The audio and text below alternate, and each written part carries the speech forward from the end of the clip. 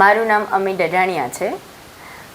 મારી ડોટર આંશીને international book of world record મળેલો છે. એની ઉંમર ત્યારે 2 વર્ષ અને 9 મહિનાની હતી. આખા ભારતનો નકશો બતાવીને, જેમ કે કયો રાજ્ય ક્યાં છે એ બધું એ બતાવી અને એને આ રેકોર્ડ અચીવ કર્યો છે.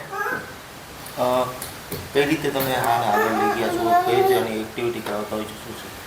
એ નાની હતી ને ત્યારે એને મીન્સ જનરલી ટોયસથી રમવું ગમતું જ નહીં. તમે એને કોઈ પણ ટોયઝ આપી દો તો અમને એવો વિચાર આવ્યો કે કંઈક પઝલ ટાઈપ લઈએ કે એમાં એનો ટાઈમ સ્પેન્ડ થાય.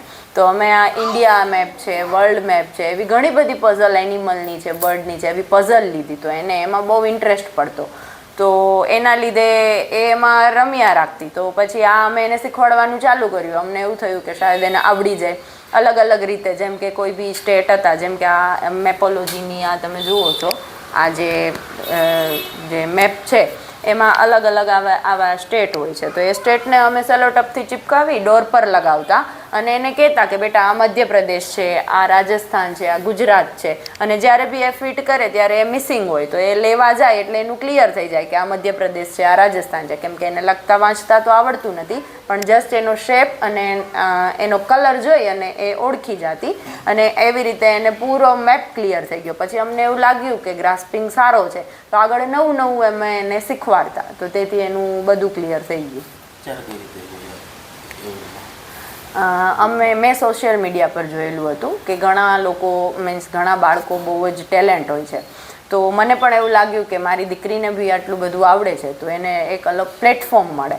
એટલે અમે ઇન્ટરનેશનલ બુક ઓફ રેકોર્ડમાં એપ્લાય કર્યું. એ લોકોનું વેરિફિકેશન આવ્યું અને ઘણા બધા વિડીયોઝને એ બધું એમને મંગાવ્યું. એ લોકો સેટિસ્ફાઈડ થયા અને અમને આ રેકોર્ડ આપ્યો, વર્લ્ડ રેકોર્ડ. અત્યારે બહુ જ ખુશી છે કેમ કે એને એટલી નાની ઉંમરમાં આ રેકોર્ડ, વર્લ્ડ રેકોર્ડ અચીવ કર્યો. તો એકદમ અમે પ્રાઉડ પેરેન્ટ્સ છીએ. ખાસ કરીને અત્યારના યુગમાં જે બાળકોને મોબાઈલ આપતા હોય છે, શું કહેશો?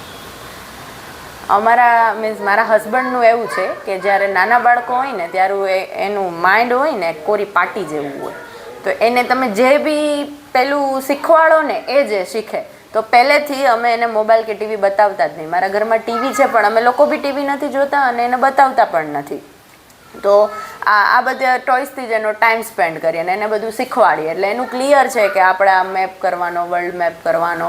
તો આવી રીતે બાળકોને ઘણા એવા ટોયસ છે કે એનાથી આપણે મોબાઈલથી દૂર પણ રાખી શકીએ અને એને આપણે સારી એવી વસ્તુ શીખવાડી શકીએ નાની ઉંમરમાં.